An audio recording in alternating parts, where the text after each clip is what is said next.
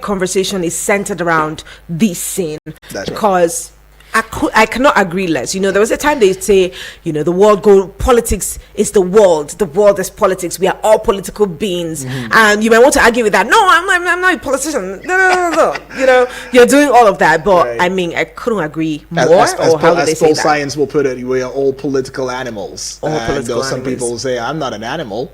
I'm a human being. Exactly. But as long as you make that decision, you make choices, you have to decide about the policy that you run by, the principles that guide you and everything. Of course, it makes you a political being. So when we talk about politics, when we talk about these things, when we talk about social, issues, there's no way that we cannot really touch on the political sphere, right? Because it is what it is, and it is who we are as a people and all of that. And then it behoves on us, each and every one of us, as we engage the social hemisphere, that we also identify the fact that because we have a political dint in us, we should indeed begin to start that change and begin to make that decisions that would benefit not just ourselves, but our neighbor. Remember, the good book says, love your neighbor as yourself. So it's got to start from yourself, from you, before it gets to me, before it gets to someone else. And talking about spreading the love, that's why we're here. We're spreading the love from this platform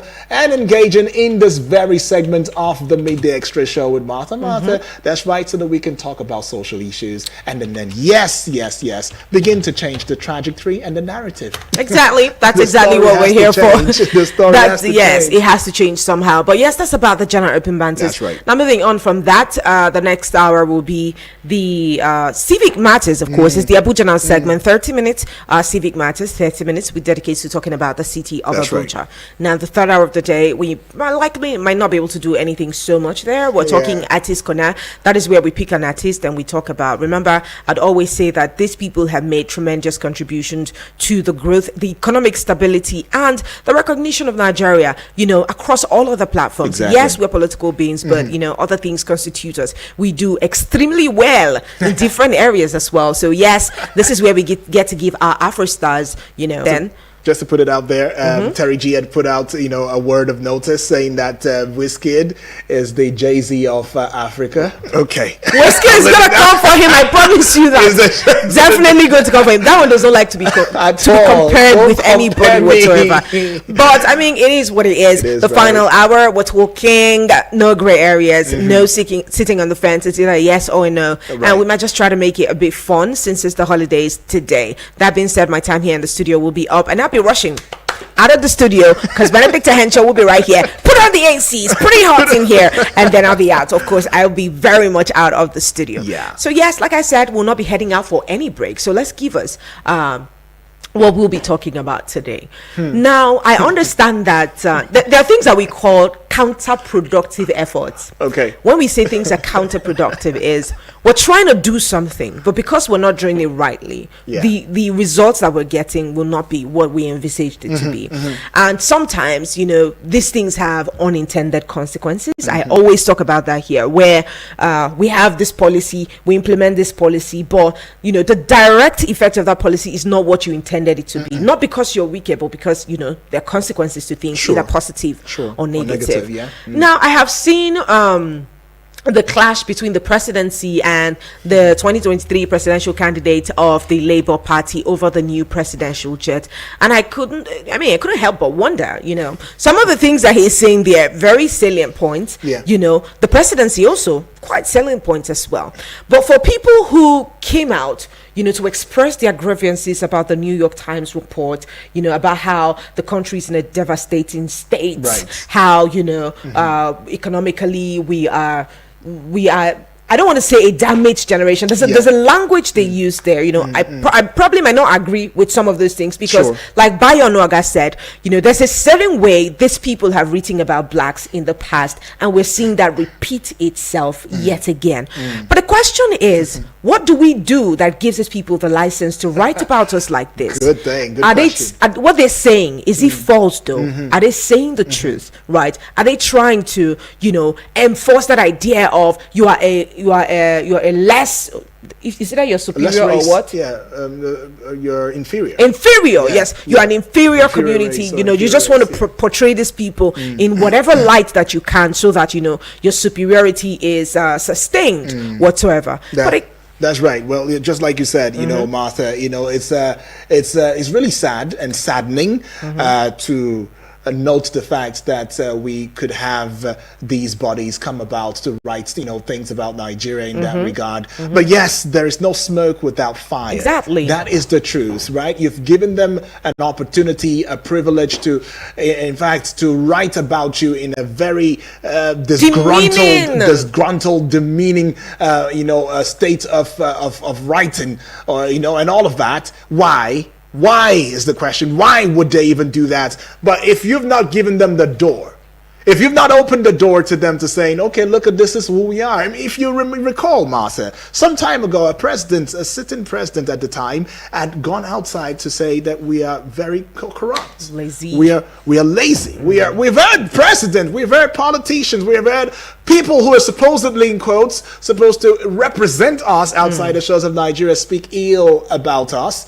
And yet again, we'll come back to Nigeria and say, oh, let's do the damage control. Let's put Nigeria in a better light. Talk positive about your country and all of that. Yes, I am all about that. Talk about your country. Don't damage your country. Don't because do all you of are that. your country. Because you are your country. I mean, but then again, if those people that you've put in the place of authority are living extravagant lives, and then they go outside the country and become beggarly and say we need funds, if you were, from the diaspora, position, wouldn't you also look at these people, look at the people they represent, and say, well, these people, are they really? Let's bring it home. Okay, let's bring it home. Your family, your sibling, right? That's fine, yeah. You go about telling your sibling, I don't have money, I'm broke. And then the next thing, you're on Shein, you're on all of those platforms, you're buying stuff. Right. If I am your sister, I would never give you money. You're not just buying stuff. Sorry, you're wearing a watch that is worth millions. Yeah. And then they come to you and say, please, can you just give us money? Sell your wristwatch. They'll tell you that. Sell your wristwatch. We'll get to that point. It will. Anyways, I feel like we're beating around the bush. I don't know. It's about the presidential jet. Yeah. Now, the Labour Party presidential candidate Peter Obi, on Monday, which was yesterday, he faltered the plan by the federal government to buy the new aircraft for the presidential fleet. Now, he described the move as insensitive, while Nigerians grapple with economic hardship that's occasioned by federal government policies. Right.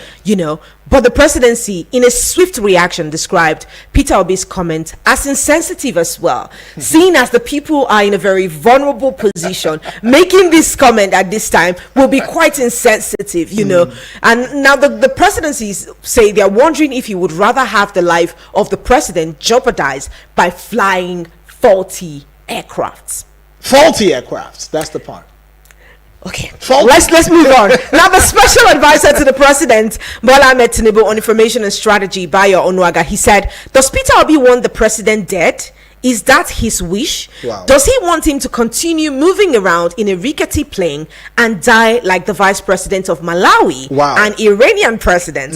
Let him tell us. This is a basic thing any sane government will do. You can't toy with your president's welfare. Now, seeing as the president came out, in his Salah message, and he said we need to sacrifice. Sure. Nigerians definitely got back at that statement saying, lead by example. Right. Lead by example. Nigerians have asked you, lead by example. After saying that Nigeria needs sacrifices to fulfill the dreams of its founding, what part would you be playing as well?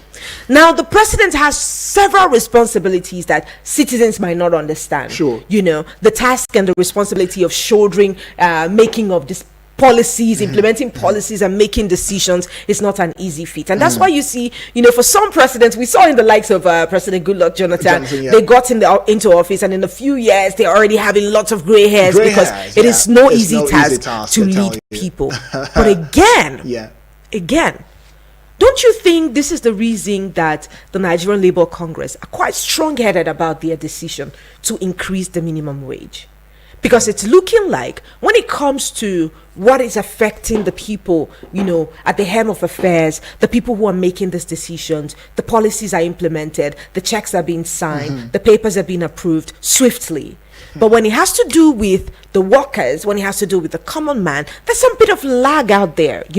It's quite difficult. Again, the federal government's argument would be that the labor force constitutes only 10% of Nigerians' population. If you take all that money and give the labor force, what happens to the other Nigerians, those in the private sectors, the entrepreneurs, and people who, do not have anything directly to do with the government? So my question would have been, what happens to them, right? Let me take it up from there. What have you put in place to also ensure that these, other parts of people are also captured in the process? What have you put in place? But let's go straight to the place of Peter Obi.